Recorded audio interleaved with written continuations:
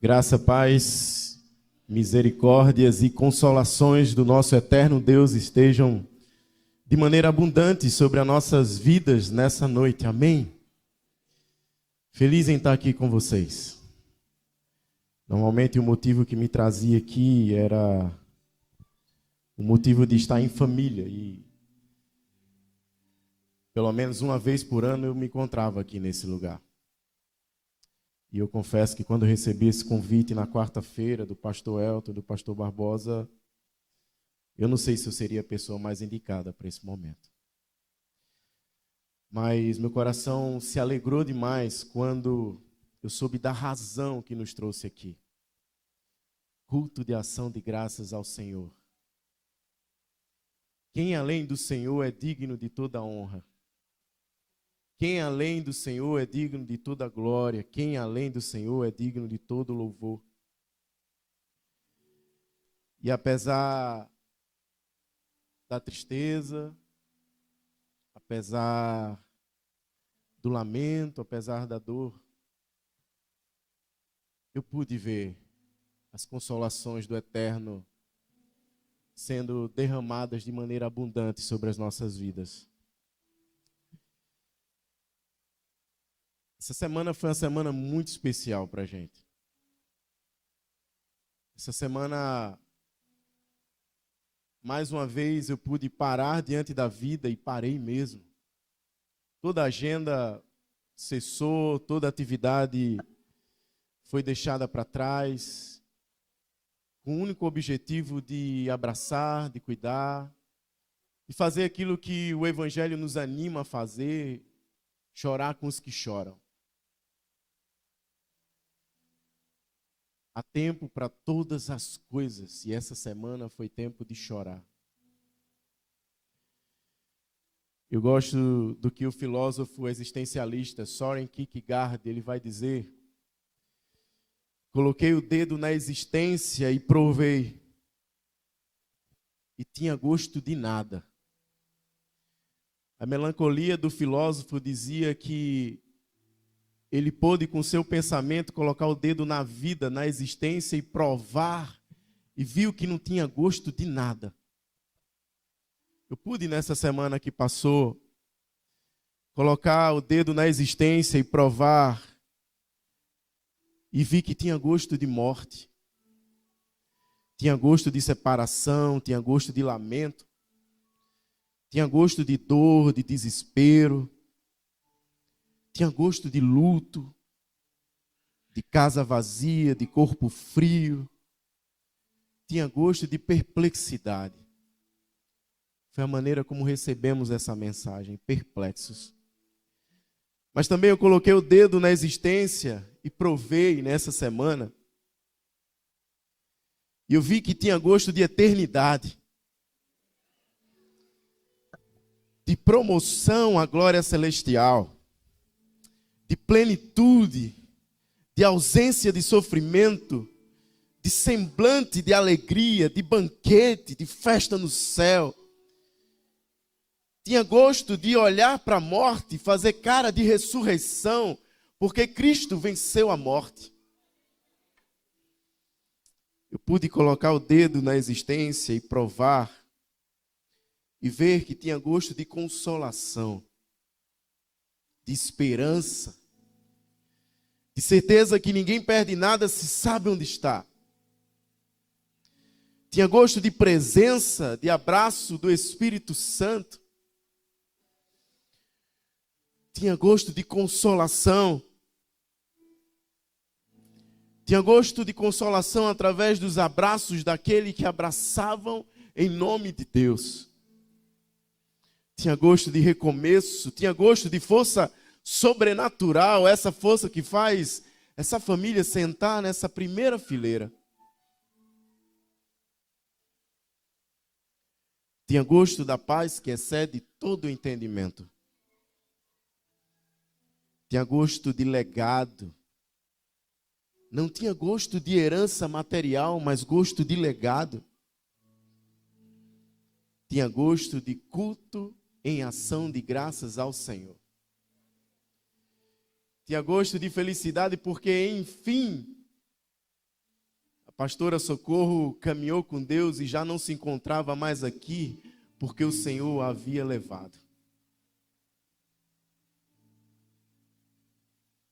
Eu provei a vida essa semana e vi que tinha gosto da presença do Eterno nos consolando. Eu vi Deus esses dias.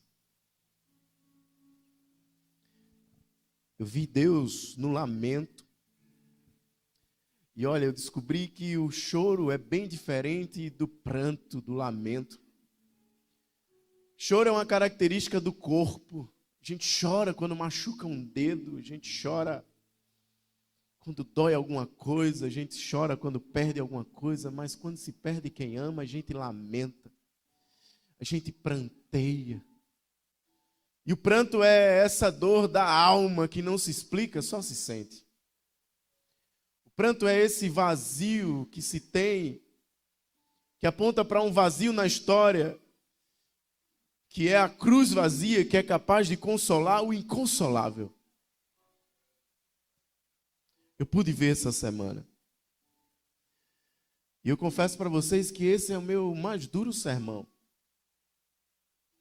E se tem algo que todo pregador precisa se preocupar, é de não falar sobre aquilo que ele não vive.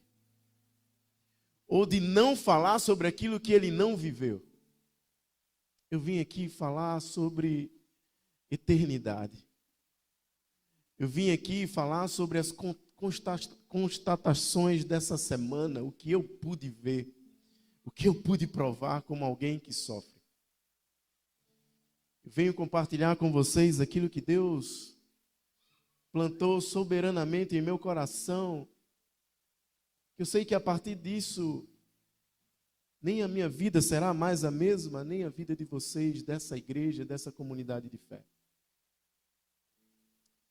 Como eu louvo a Deus, porque existem pessoas que abraçam em nome dEle. Existem pessoas que quebram a liturgia e vêm abraçar na hora do louvor. Existem pessoas que refletem a natureza das boas novas de Jesus. Jesus é o abraço de Deus na minha história e na sua história. O nome escolhido para Jesus foi Deus conosco. Emanuel. A prova definitiva que jamais estaríamos sozinhos nessa história. A solução definitiva para um mal identificado desde o jardim do Éden, não é bom que o homem esteja só. E a solução para a solidão humana não é somente a mulher para um homem e o homem para a mulher, mas é Jesus para a humanidade. Eu pude ver o Senhor de perto. Eu pude ver o Senhor de perto. Eu quero, meus irmãos e irmãs, trazer aqui algumas constatações do que eu pude ver essa semana. Eu pude ver essa semana que o sofrimento faz parte da existência humana. O sofrimento alcança até mesmo os justos e os bons. O sofrimento na vida cristã também chega. E a vida cristã não é a suspensão do sofrimento humano, mas a certeza que seremos consolados. Nós vamos sofrer sim. Isso é inerente à nossa existência. O próprio Jesus falou isso. João 16:36, ele disse: eu lhes disse essas coisas para que em mim vocês tenham paz. Eu lhes disse essas coisas para que em mim vocês tenham paz. No mundo tereis aflições. Contudo, porém, todavia, e essa palavra marca a mudança de cenário. No mundo de aflições, porém, contudo, todavia, tenham bom ânimo, porque eu venci o mundo. Eu venci o mundo. que eu pude ver nessa semana é que o sofrimento chega e chega assim. Não tem dia, não tem hora, não tem sobreaviso. Basta viver. E antes que você pense que essa é uma mensagem fatalista, ela é carregada de esperança, porque o próprio Jesus disse: tenham bom ânimo. Bom ânimo é o estágio superior da alegria, do otimismo. O otimismo é a palavra humana para descrever e ser combustível para que a gente não desista, para que a gente veja as coisas por um viés, um prisma diferente. Mas bom ânimo é a sensação de que o Espírito Santo nos visitou e a gente pode continuar. Bom ânimo só se tem quem tem a certeza de que Jesus venceu o pior dos nossos inimigos, que é a morte. Tenham bom ânimo, porque eu venci o mundo. Pude constatar que de fato o sofrimento chega. E ele chegou. E ele chegou na vida da nossa família.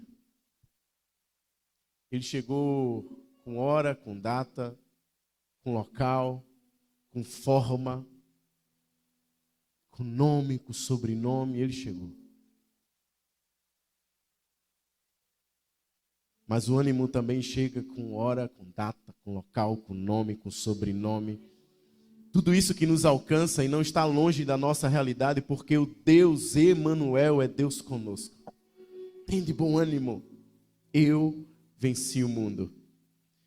Eu pude ver nessa semana que a vida é realmente breve. Que a vida é breve. E que a maior tragédia da nossa existência é não amar hoje. A vida é muito breve. Talvez você tenha que constatar isso da pior forma e saber que a pior maneira de se viver é não amar hoje. É não saber e passar desapercebido dessa vida e saber que você só tem hoje. Hoje.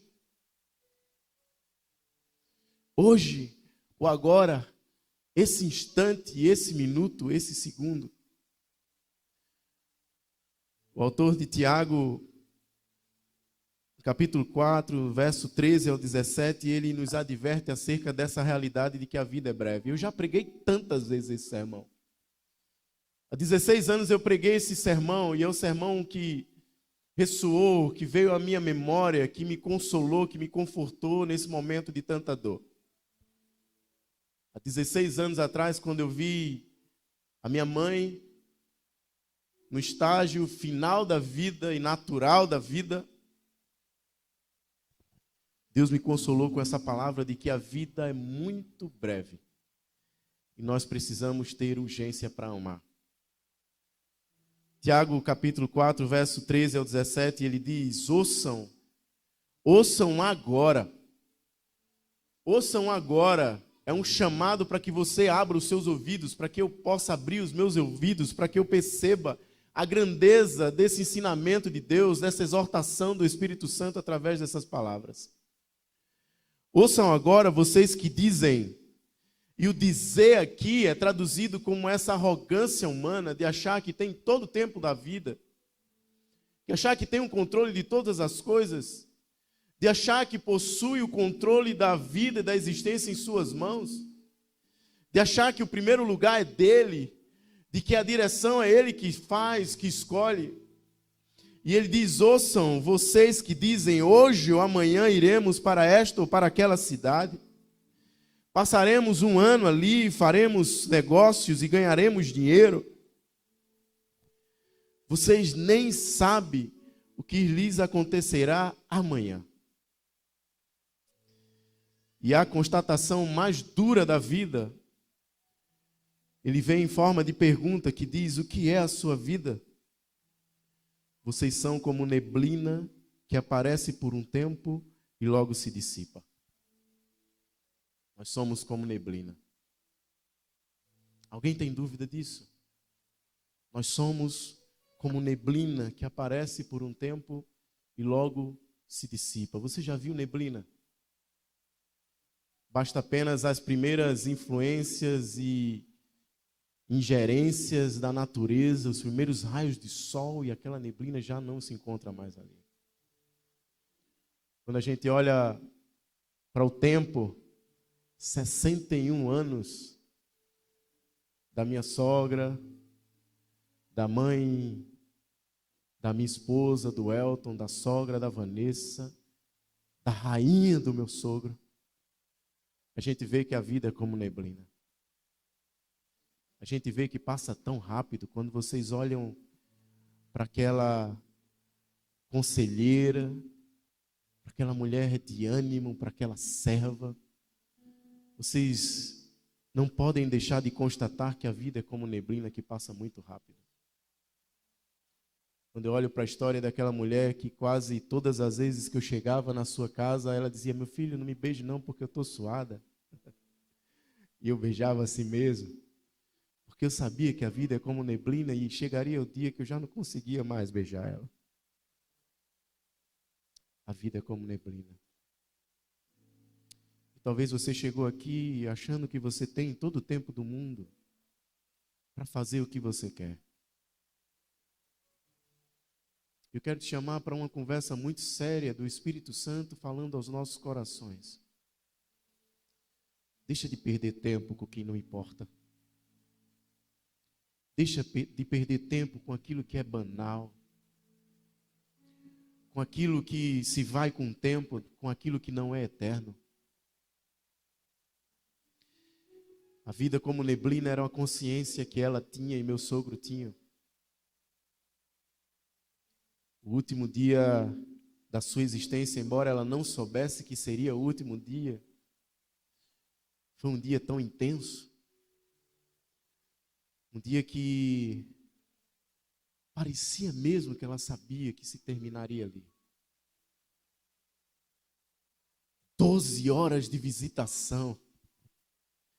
12 horas de presença na casa de amigos, de encorajamento. Pregando o Evangelho, vivendo o Evangelho, amando, sendo amada, se alegrando.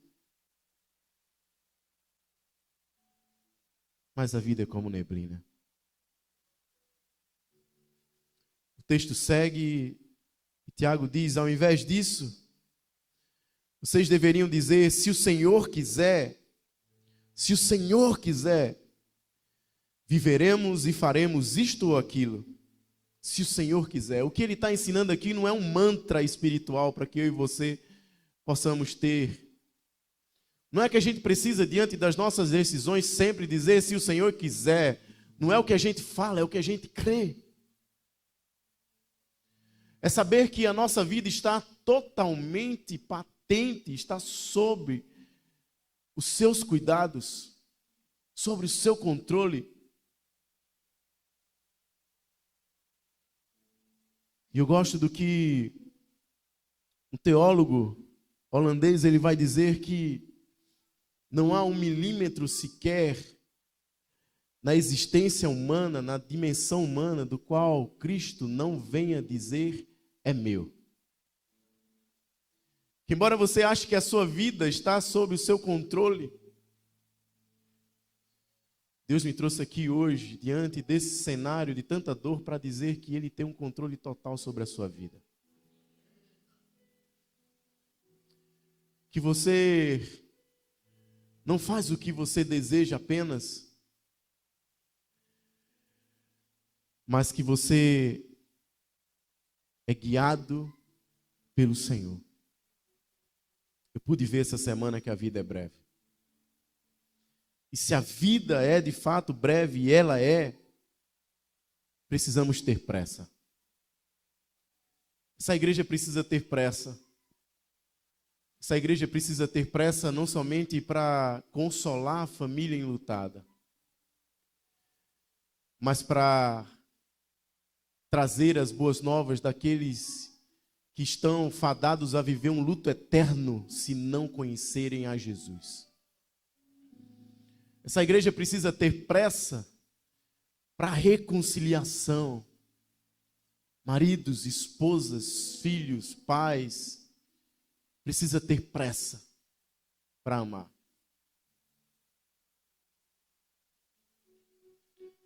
Todo aquele que conhece a Jesus é aquele que experimenta a urgência da vida, sabendo que estamos de missão nessa terra. O que nos conforta é saber que essa casa, que embora aquecida, que embora bem cuidada, que embora bem amparada, que embora bem aperfeiçoada, ela não é a nossa casa.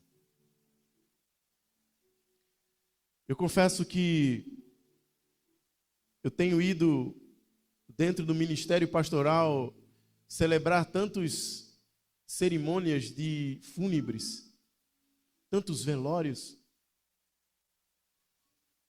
E o que me chama a atenção é porque o sofrimento fertiliza a alma e o coração. E essa é uma palavra que eu trago com tanta alegria aos corações, dizendo: olha, você não tem muito tempo. O que é a vida? O que é a sua vida? Vocês são como neblina que aparece por um tempo e logo se dissipa. Por isso, tenha pressa. Corra. E a melhor direção que você pode correr é o outro, é o próximo. Alguém um dia já falou que o próximo é o caminho encurtado até Deus. É o caminho em que a gente encontra Deus, a gente encontra o próximo. É o segundo mandamento como promessa, amar o próximo como a si mesmo. E só pode amar o próximo quem ama a Deus sobre todas as coisas. O desafio para essa igreja enlutada é ter pressa. Não é ocupar o assento que você costumeiramente ocupa. Não é vir e adorar da forma como você adora, de maneira despretensiosa, sem discernir o que se canta e sem se implicar no que se canta. É saber que existe uma missão a ser cumprida. Uma das coisas que conforta meu coração é que, a semelhança do apóstolo Paulo, eu sei que aquela gordinha, ela pôde dizer: terminei a carreira. Combati o bom combate, guardei a fé. Estar com o Pai. Uma outra constatação que eu pude ver essa semana é que a nossa vida não se resume apenas a essa vida. Sabe o que é a nossa vida? É um pequeno intervalo entre o nascimento e a eternidade. É um pequeno intervalo entre o nascer e a eternidade.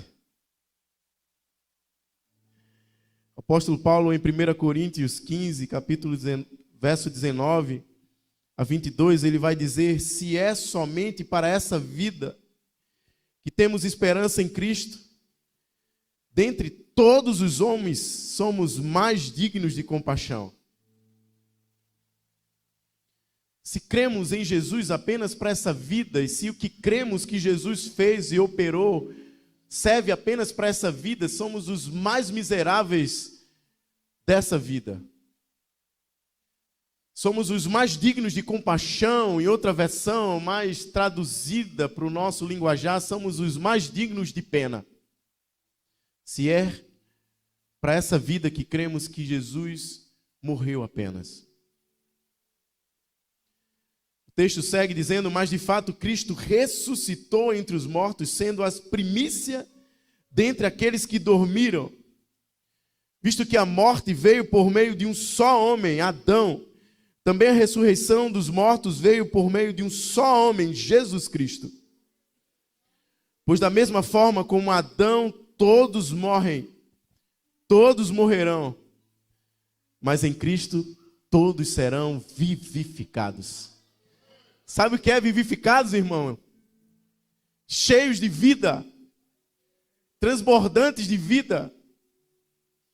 E naquele último domingo, olhar para minha sogra naquele estado não é vida. É o estágio final dessa vida, mas a certeza que temos da esperança eterna, sabendo que ela está cheia de vida. Vivificados.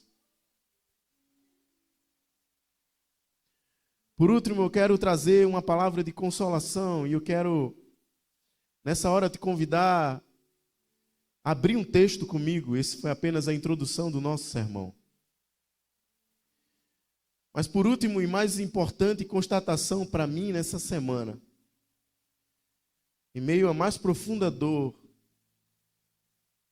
em meio à disposição, à intenção, à escolha, ao esforço de ser forte para fortalecer, de ter ânimo para animar,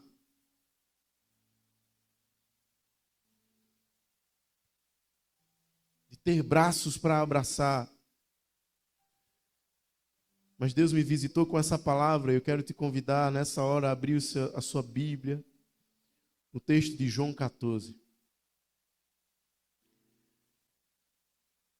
João 14.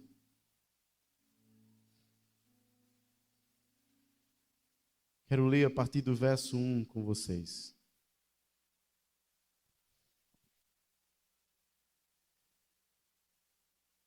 A minha última constatação e certeza nessa semana é que em Cristo e por Cristo nós temos um lugar. Em Cristo e por Cristo nós temos a presença eterna. E por causa disso temos a certeza de que toda dor é por enquanto. Toda dor é por enquanto. Jesus encorajando seus discípulos, porque o Jesus que eu conheço, o Jesus histórico, é o Deus 100% homem. Ele provou a dor da separação, ele provou a dor do luto, ele provou o sofrimento. Ele sabe o que é sentir dor.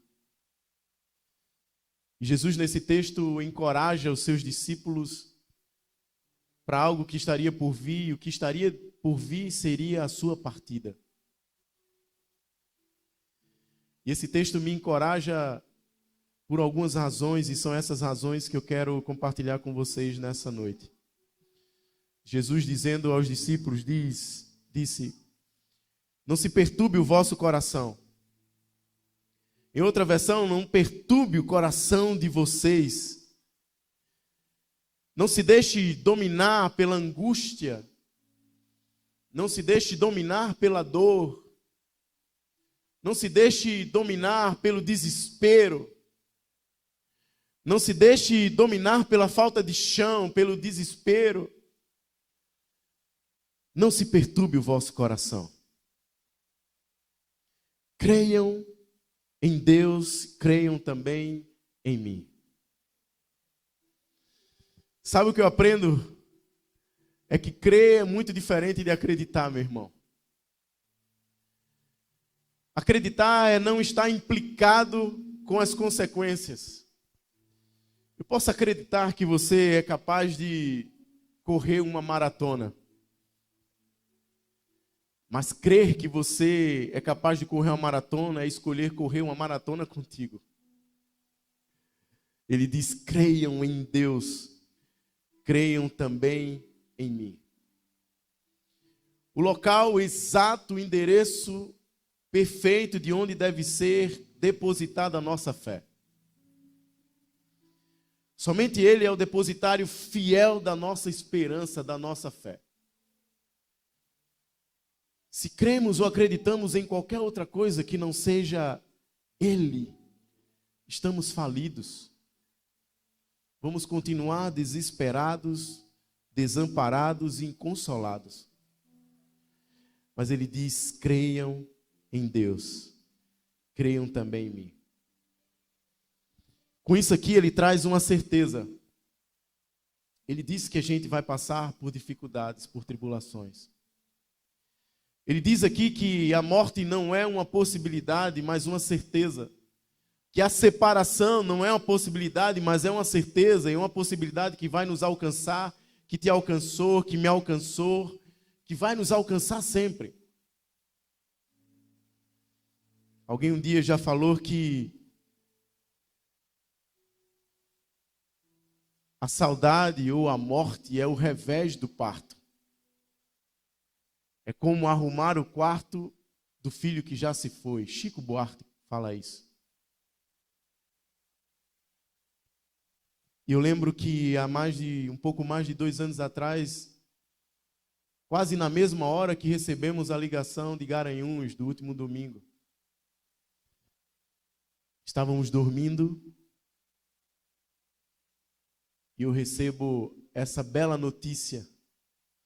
Amor, acorda que a bolsa estourou. Acorda que a bolsa estourou. É um anúncio que a vida estava chegando, o pequeno Noah estava chegando. 3:30 da manhã, vamos, corre, liga para os avós, pede ajuda. Vem, encontra com a gente no meio do caminho, Noah está chegando, a vida está chegando. A bolsa estourando, o anúncio que a vida estava chegando. Pouco mais de 2 anos depois, filho, a minha rainha está nos braços do pai. Era o revés do parto. Saudade, dor, desespero, pranto. Era o revés do parto. A forma contrária da chegada da vida.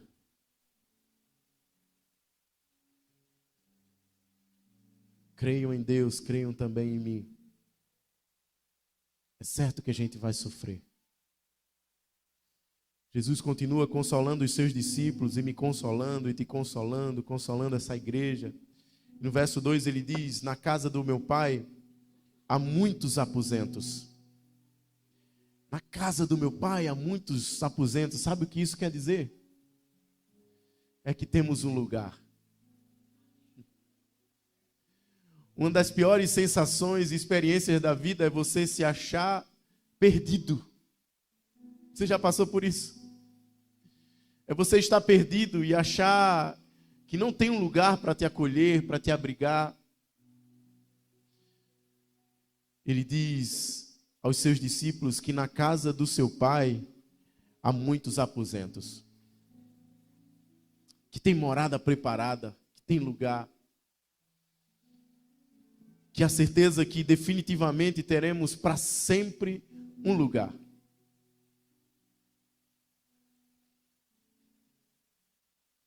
Se não fosse assim, eu não lhes teria dito, eu vou preparar-lhes um lugar. Só tem um lugar porque Ele preparou. Esse lugar não é pelos seus méritos, não é pelo que você faça, não é pelo que eu possa fazer, não é por quanto de boas obras eu seja capaz de fazer, é porque Ele preparou. Sabe, essa semana me consola, não somente essa semana, mas toda a minha vida vai me consolar a certeza de que eu tenho um lugar. A minha filha, durante essa semana, revelou uma maturidade espiritual incrível.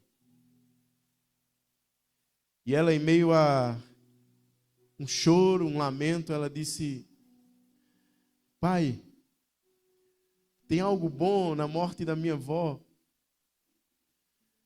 É porque ela também chegou em casa, na casa que a minha outra avó se encontra. Há lugar. Há lugar não somente para o que esperam em Jesus, em Deus, mas há lugar principalmente por aqueles que foram salvos, redimidos, por graça, pelo seu sangue na cruz. Há lugar. A palavra de Jesus aos discípulos conforta seus corações, porque eles não haveriam de ficar perdidos quando Jesus fosse embora.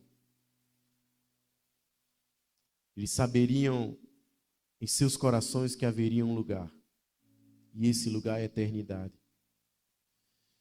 O verso 3, ele continua dizendo: e se eu for e lhes preparar um lugar, voltarei, levarei para mim, para que vocês estejam onde eu estiver. Jesus não somente nos garante um lugar, mas nos garante eternamente a sua presença.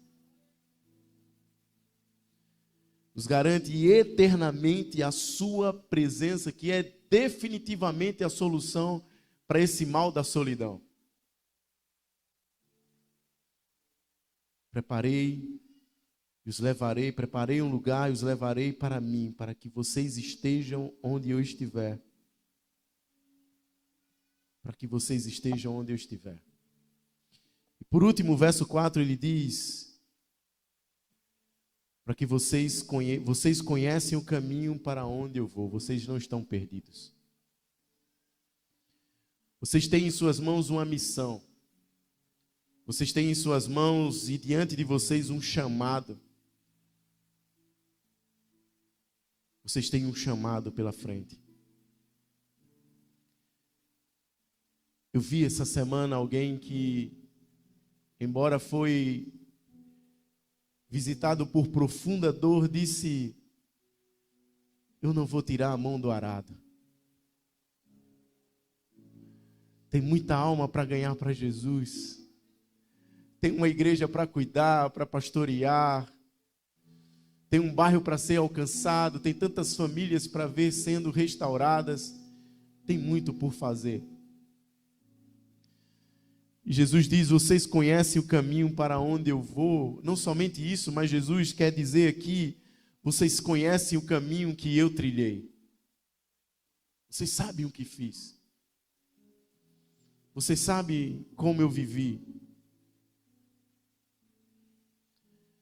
E meus irmãos, a palavra de hoje é uma palavra de consolação. E à medida que essa palavra sai da minha boca, ela também retorna à minha alma e coração. Essa semana foi difícil. E aprendemos tanto com o luto, que por sinal é o estágio da vida em que a nossa alma se fertiliza para a vontade de Deus. E eu vi tantas coisas que me alegram a alma, mas eu vi tanta coisa que me entristeceu nessa semana. Eu lembro de um conselho de um pastor a um jovem seminarista quando precisava consolar uma família que acabaria de perder de maneira trágica um ente querido. E esse conselho dizia: poucas palavras e muito abraço. A história de Jó fala muito sobre isso. Jó, diante do seu sofrimento, e era o seu sofrimento, genuíno sofrimento, ele teve um momento de silêncio para ouvir a sua dor e para ouvir as consolações do Senhor. Mas vocês lembram da história? Vocês lembram que os amigos de Jó começaram a falar e foi nessa hora que eles começaram a pecar. Por que aconteceu isso? Por que será? Talvez tenha alguma coisa de mal na tua vida. Talvez a tua conduta tenha sido reprovável diante do Senhor. E a mulher que aparece dizendo: tu já não te importas com o teu estado da tua vida, amaldiçoas esse Deus e morre. A resposta de Jó não poderia ser outra além daquele que sabia o Deus que servia. Um homem íntegro, temente a Deus, tinha consciência de que tudo era do Senhor. De que o homem não possui coisa alguma se do céu não lhe for dado. O Senhor deu e Ele mesmo tomou. Bendito seja o nome do Senhor. Essa é uma noite que a gente não pode apenas lamentar, mas a gente precisa se alegrar. Se alegrar porque temos a esperança eterna. Eu quero terminar, meus irmãos, talvez o meu mais difícil sermão, fazendo menção de um hino antigo do cantor cristão. Um hino que parece que é incoerente diante da realidade que ele foi escrito e cantado. Você deve conhecer. Sou feliz. Sou feliz com Jesus. Ele começa dizendo: se paz a mais doce me deres gozar, se dor a mais forte eu sofrer, ou seja o que for, tu me fazes saber que feliz com Jesus sempre sou. Felicidade na vida de quem conhece a Jesus e anda com Ele não é circunstancial. É ultra circunstancial, não depende das circunstâncias. Felicidade na vida de quem anda com Jesus tem endereço. Filipenses fala sobre isso, alegrai-vos no Senhor. E esse hino, não sei se você conhece a história, mas foi escrito por Horácio Gates Spafford. Um homem temente a Deus, que no ano de 1871 perde tudo na cidade de Chicago depois de um grande incêndio. Foi uma falência. Depois de alguns meses ele envia sua esposa e as 3 filhas para uma viagem cruzando o Atlântico. O navio se choca com outro navio, a tragédia acontece e ele recebe em casa um bilhete da sua esposa dizendo: salva sozinha. Suas 3 filhas haviam morrido naquele acidente. E ele foi em direção à esposa e exatamente quando passava no local do naufrágio daquele navio, o Espírito Santo visita com a letra dessa canção. Sou feliz. Sou feliz com Jesus. Talvez essa seja a expressão, talvez essa seja a canção que essa igreja precisa cantar, que essa família precisa cantar por esses dias. Sou feliz com Jesus. Embora me assalte a dor, embora me assalte a intenção do mal, eu sou feliz com Jesus. Embora me assalte o sofrimento e a falta, embora me assalte a cama vazia, embora me assalte o lugar que fica, sou feliz com Jesus. Embora me assalte a dor inconsolável, sou feliz com Jesus. A vida cristã não pode ser vivida de outra forma que não seja a certeza de que Jesus está. A vida cristã não pode ser vivida de outra forma sem a certeza de que se Jesus está, os cenários podem ser transformados. A vida cristã não pode ser vivida de outra forma sem a certeza de que se Ele está, há esperança no porvir. Há chão para caminhar. Há vida para se viver. Eu gosto muito do que o profeta, conhecido como profeta chorão, e eu me pareço muito com ele, Jeremias, ele vai dizer que as misericórdias do Senhor são a causa de não sermos consumidos. E essas misericórdias se renovam a cada manhã, então a cada hora, a cada dia que eu abro os meus olhos, eu vejo essas misericórdias sendo renovadas sobre a minha vida. E se há misericórdia, há certeza que há possibilidade de viver. Se há misericórdia, há vida. Misericórdia é essa intenção genuína de Deus de nos manter vivos.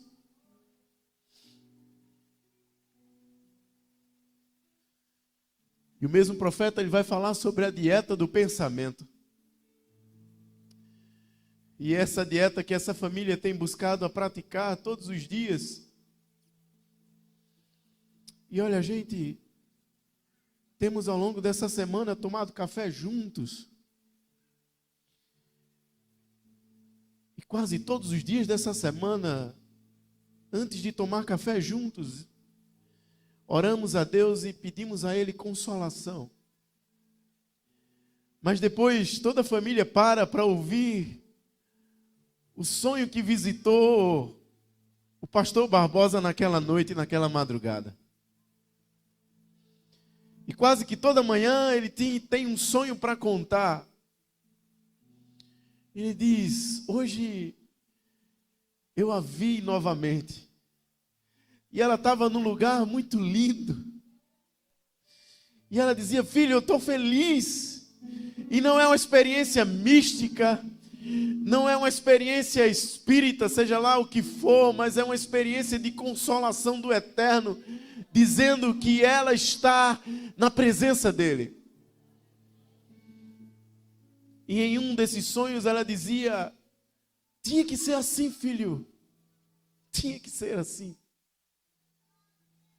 Sabe o que isso quer dizer?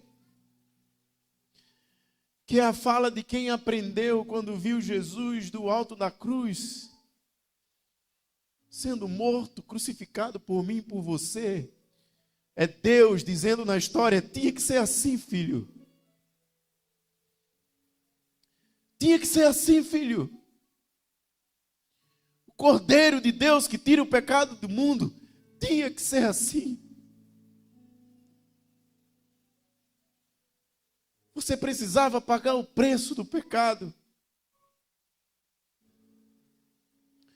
Você precisava de uma vez por todas pagar e rasgar o escrito de dívida causado pelo pecado na existência do homem.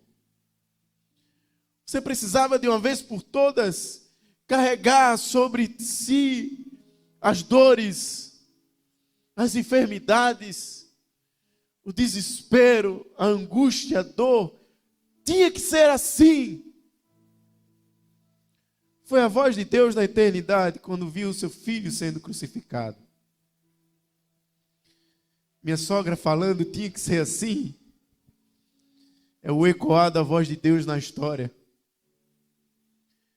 Não haverá consolação nem para mim, nem para você, nem para minha esposa, nem para o meu cunhado, nem para o meu sogro, nem para os meus filhos, se não consigamos entender a dor de um Deus que sofreu por mim e por você. Se não entendermos a dimensão da graça do Senhor que nos alcançou, do amor de Deus que nos amou, que foi capaz de segurá-lo naquela cruz, que foi capaz de que Ele pagasse o preço definitivamente pelos nossos pecados. Só Jesus é capaz de consolar. Se você for ler o texto que segue, Jesus confortando e consolando os seus discípulos, Ele diz que está indo, mas trará um Consolador. O Espírito Santo, o Paráclitos, e a palavra no grego aponta para esse colocado como no nosso lado e dentro de nós, o encorajador, o animador, o Espírito Santo Consolador, e se não for por Ele, não é possível. É por isso que Jesus diz: tenham bom ânimo. É por isso que a gente olha para essa vida e sabe como é, que é breve, é como neblina, que aparece por um tempo e logo se dissipa. E ainda assim a gente tem esperança no porvir. É por isso que a gente olha para essa vida e sabe que a gente não pode ter lentidão, mas pressa para amar. Pressa para se converter, pressa para se arrepender, pressa para adorar, pressa para confessar, pressa para se derramar na presença do Pai. Que a vida é breve. Porque só temos o agora. Só temos esse instante.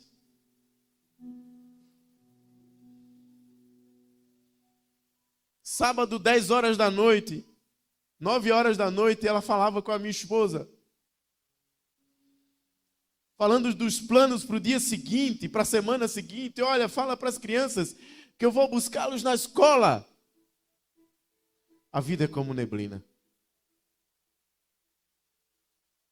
Nós não podemos ter a arrogância de quem planeja sem Jesus, mas sim a dependência de quem coloca todos os nossos planos em suas mãos. A vida é como neblina.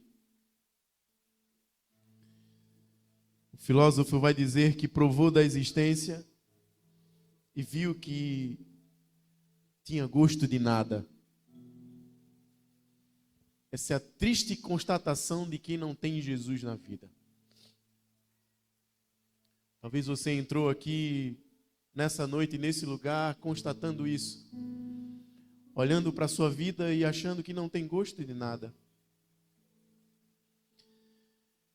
Mas parafraseando o filósofo, eu posso dizer que eu provei da vida de Cristo.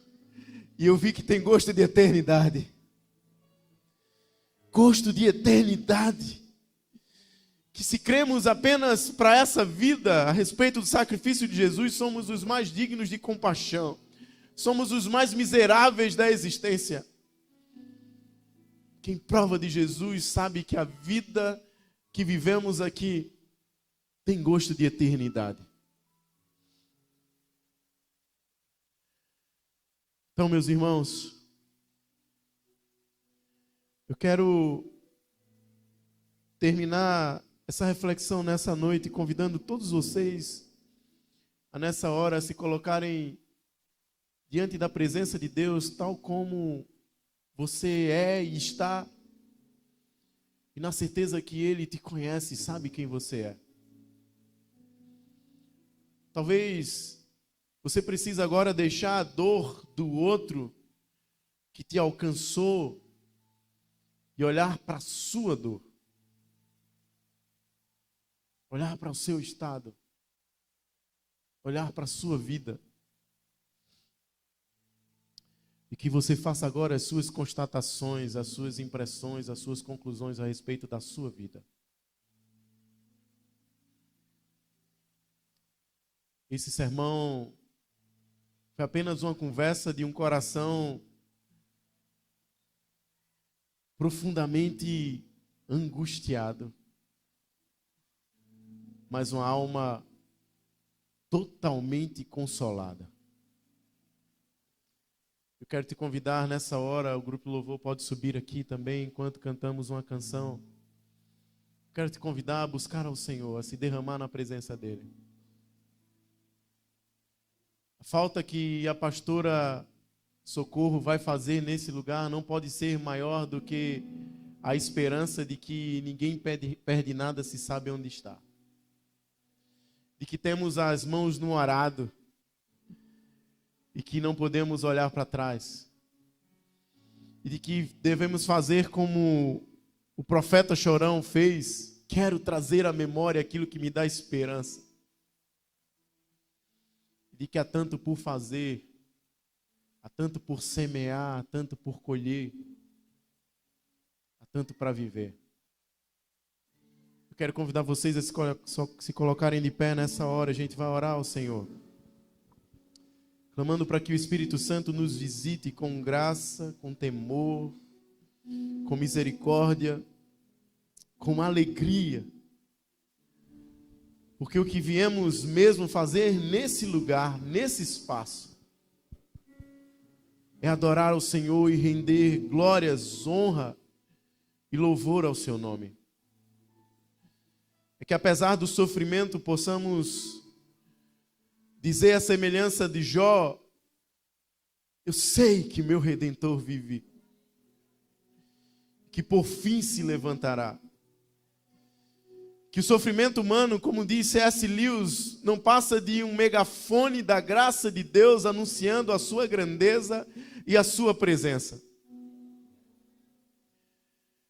De que Jó, a conclusão da história dele é: antes eu ouvia, eu te conhecia de ouvir falar, mas agora os meus olhos te veem. Obrigado, Senhor, porque podemos te ver. Não somente podemos te ver, Senhor, mas podemos te sentir. Podemos te sentir aqui nesse lugar. Podemos te sentir consolando os corações. Podemos te sentir nos abraçando. Podemos te ver, Senhor. Tu és o nosso refúgio e fortaleza, socorro bem presente na tribulação.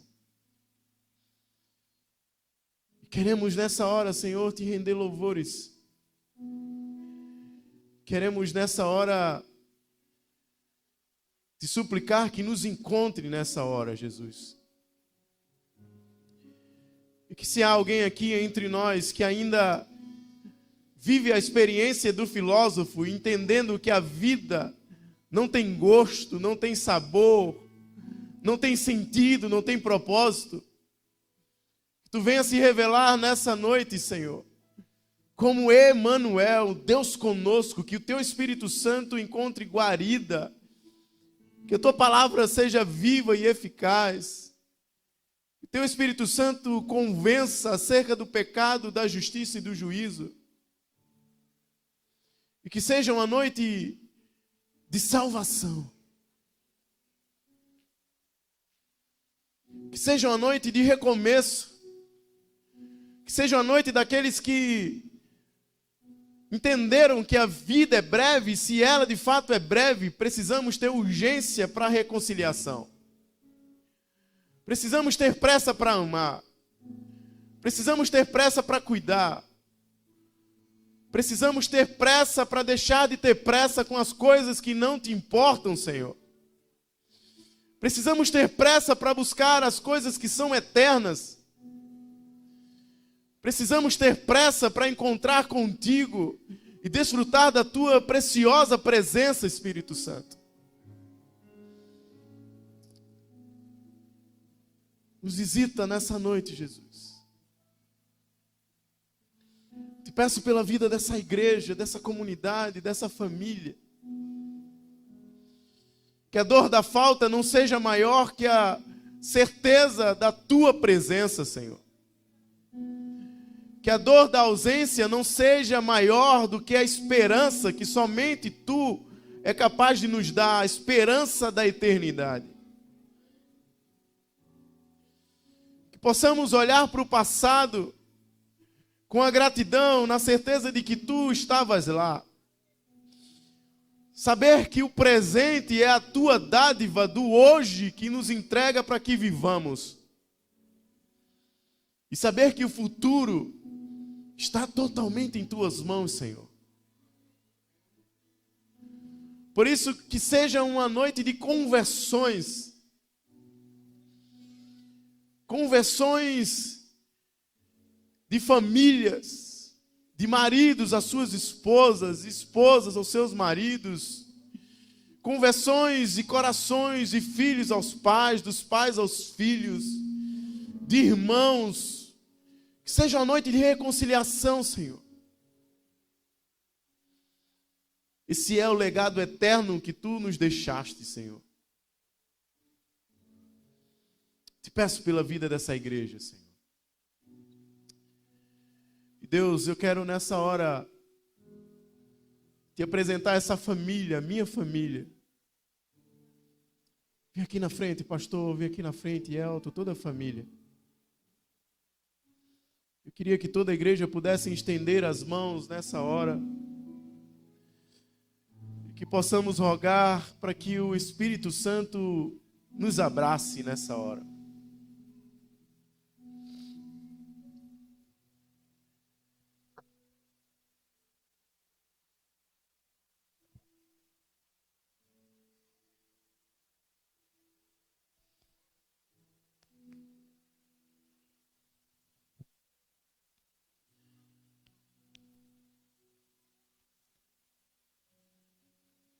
Oh, Senhor, nos visita nessa hora, Jesus, assim como tu tens visitado o Espírito Santo. Que a tua presença seja traduzida em nossas vidas, Senhor. Que na mais profunda dor possamos saber que tu estás. Quando o chão nos faltar, sabermos que a fé é esse chão que tu coloca diante de nós, para que possamos dar os passos, Senhor. Nos anima partir da tua presença, mas nos anima com o teu chamado para as nossas vidas. O salmista diz: elevo os meus olhos para os montes, e de onde me virá o socorro? O meu socorro vem do Senhor, que criou os céus e a terra. Sabemos de onde vem o nosso socorro, Senhor.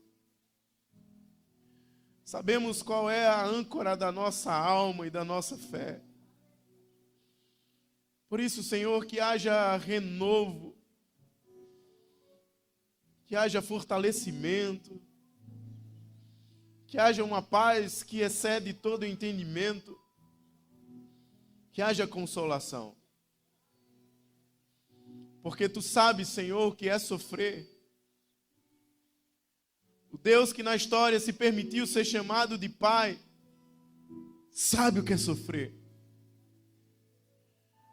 O Deus que na história se permitiu experimentar as dores humanas, teve o seu Getsêmani. O Deus que na história ocupou o nosso lugar, nos garantiu um lugar eterno. Nos visita, Senhor, de maneira sobrenatural nessa noite. E que a prova mais contundente da tua presença seja corações rendidos a ti e seja corações convertidos a ti, Senhor, a começar de nós. Nos encontramos nessa hora, Senhor, tal como o publicano diante da tua presença, que sequer tinha coragem de levantar os olhos, mas diferente da oração que fazia o fariseu, Senhor, dizia: ser propício a mim, que sou um pecador. Ser propício a nós, Senhor, que somos pecadores, que somos falhos, que sentimos tanto essa dor. Ser propício a nós. Derrama sobre nós a tua graça, a tua misericórdia, e cada dia mais da tua presença. Queremos celebrar o teu nome, Senhor. Porque a festa no céu, quando o pecador se arrepende. E há lugar no céu, quando um justo é levado à tua presença. Há lugar, Senhor, a mesa preparada, a morada, a companhia, a presença eterna e para sempre, Jesus. Anima os nossos corações com essa certeza, Pai. Anima os nossos corações e os corações dessa igreja com essa certeza, Pai. A vida é breve. Temos pressa para te servir, Senhor. A vida é breve e temos pressa para te amar, Senhor. A vida é breve e temos pressa para amar o outro, Senhor. A vida é sofrida, mas há ânimo na vida porque tu vencestes o mundo, Senhor.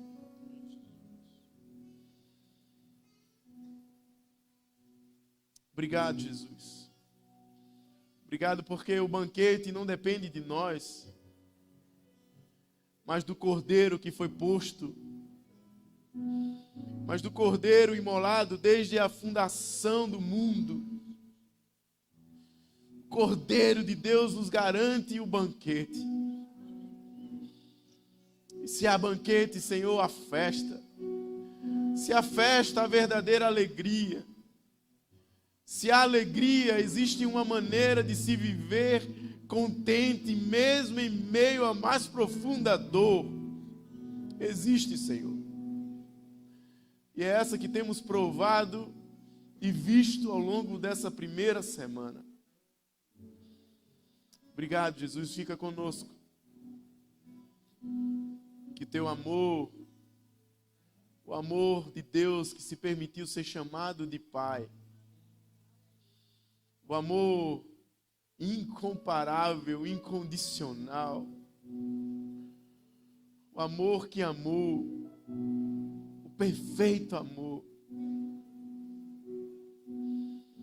Que a graça, que é aquilo que custa tudo para quem dá e nada para quem recebe. A graça revelada por causa do teu Filho, que nos alcançou por causa do teu Filho. Que a graça de termos a certeza de que não pagamos nada pelo maior bem que recebemos, que é a salvação.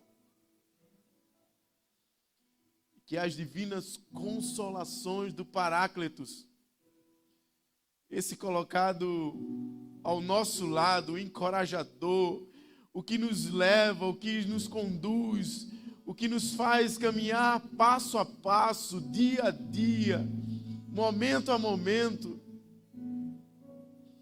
nos animando, nos encorajando, dizendo: tende bom ânimo.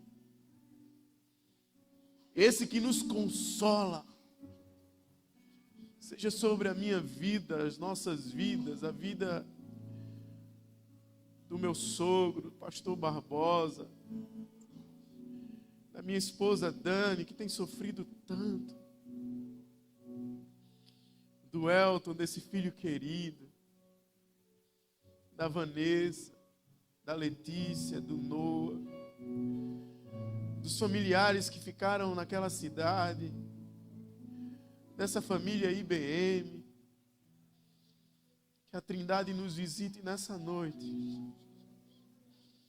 Que possamos sair daqui diferentes de como entramos. Sabedores de que participamos de um banquete. Que as bodas do Cordeiro nos alcançou. Obrigado, Jesus. Obrigado, Senhor. Queremos louvar o teu nome. Quero te convidar a aplaudir ao Senhor nessa hora.